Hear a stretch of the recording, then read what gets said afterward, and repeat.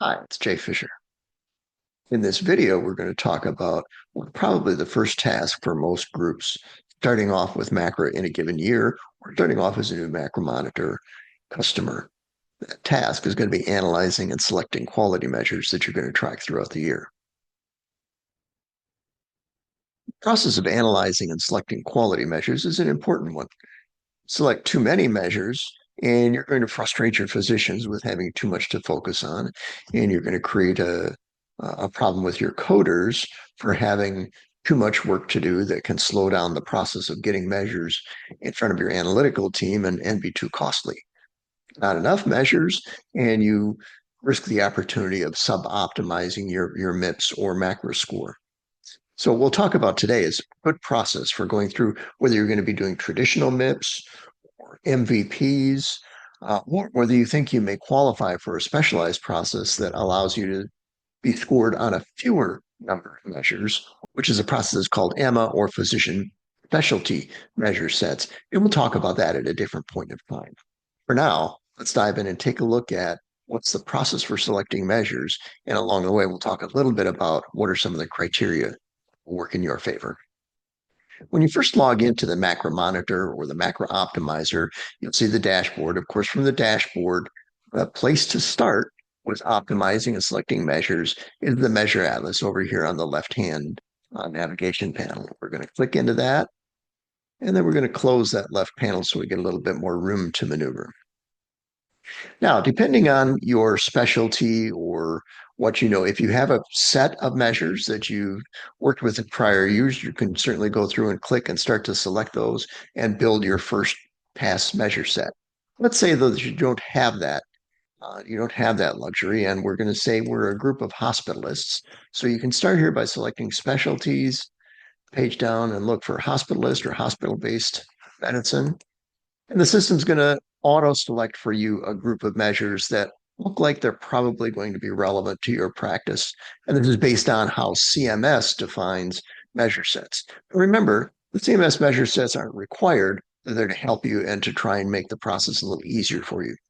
So let's take a look, and we're going to say measure 5, ACE enzyme. Yeah, we like that one. We're going to select that.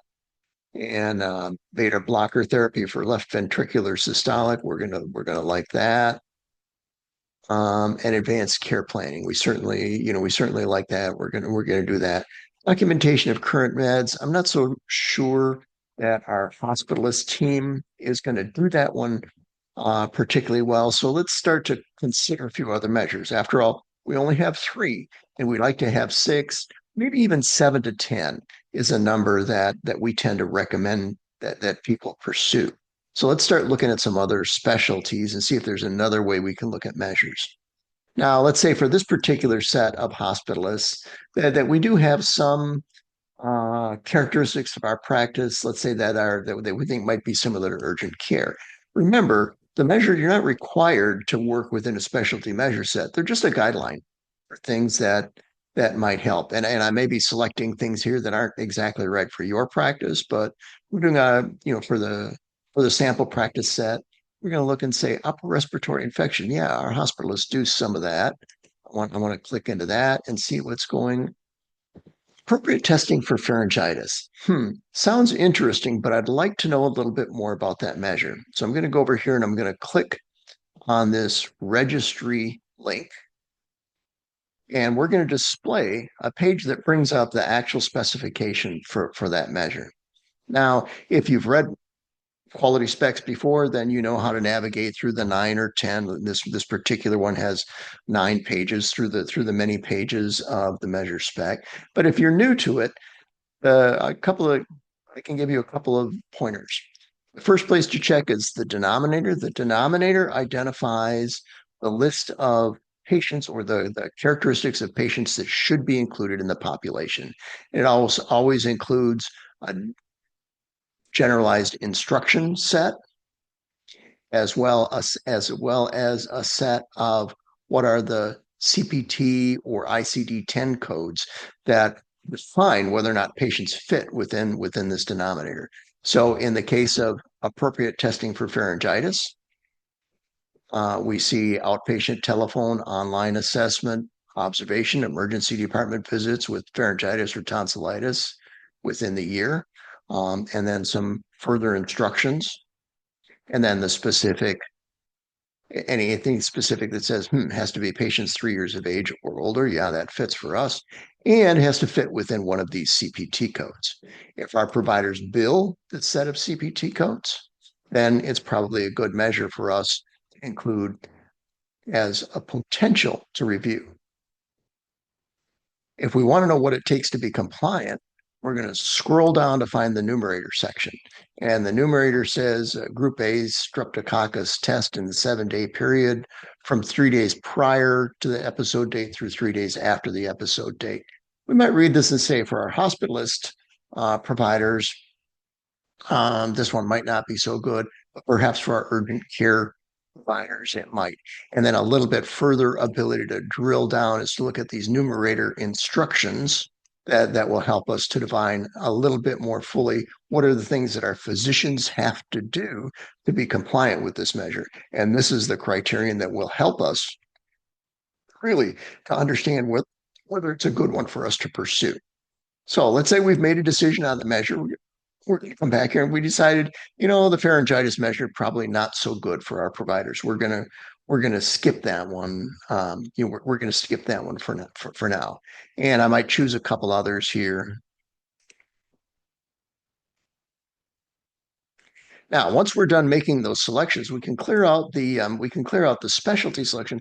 And now we've got to here of all of the measures, and there's several hundred measures in the overall measure set. Here's the 7 measures that we've included in our selection. We probably want to keep going until we get a few more, but this is a pretty good starting point. Now, as you're deciding whether to go further, you're probably going to want to talk with your coding staff. You're probably going to want to talk with your physician staff, maybe even your billing people to see whether these are things that are going to make sense. And what we've done is we've created a nice notes field here that you can keep track of the observations that you have along the way. So maybe it looks good for coding, but might require some physician training.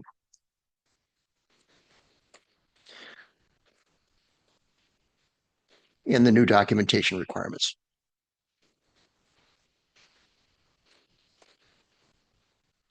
So you can go ahead and save that language so that you've got some notes to yourself that helps you to think through whether this is a good measure. Later on, as we get into measure optimization, we're going to elaborate on those notes. And as we go through month by month by month, we're going to keep track of what are some of the things that are working well with us and what are some of the things that might not be working all that well. So that's a pretty quick summary on the steps that you should be going through to do your first pass on measure selection. Once you get that first pass, we'll start to meet with the C3 Partners team, and we'll start to look at a couple of other components that'll determine whether or not the measure is useful to you. Let me pop back into the application. I'm going to show you one other thing that really is important and will help to maybe eliminate or focus in on some specific measures. Let's go back. Okay, so we're back in Macromonitor again, and we're taking a look at measure. We've spoken with some of our team. Let me close the panel here. We've spoken with some of our team. We've got a pretty good feel about some of these measures. Now, the next thing is we're going to start thinking, what sort of performance rate can we get on these? What percentage of the time are we going to be compliant with this beta blocker therapy? And then in looking at the percentage of time we think we can be compliant, we're going to be looking at the benchmarks for the measure. Now, the benchmark that's going to be relevant is always going to be the registry benchmark, unless you're pulling data directly from your EHR. And if so, your Macromonitor consulting team will help you to determine which of those 2 benchmarks. In general, though, registry is going to be the most likely. Now, this particular measure, although it might be attractive, it might be something that's really something our providers do day to day with their patients. The benchmark doesn't look so good, because what this benchmark is telling us is that if you performed the measure 99.99% of the time, instead of getting 10 points, you're only getting 4. Kind of call this a 10 but 4 or a 7 but 4. And in this case, even a perfect score will be 7 points because the measure's topped out at 7 points. So I might want to start thinking about going back and taking a look and say, I may want to just take this one off my preferred measure coding list and start looking at some others. Let's take a look at, here's a much better benchmark, appropriate treatment for upper respiratory infection under registry. Look at the nice benchmark distribution where scores are distributed evenly across all 10 deciles. It's worth 10 points. It doesn't max out at 7.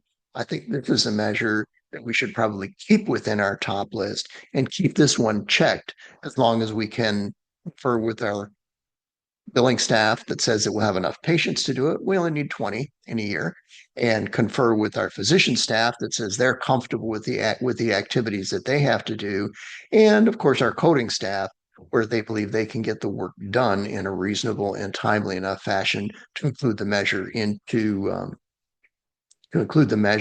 into our annual reporting cycle. There we are.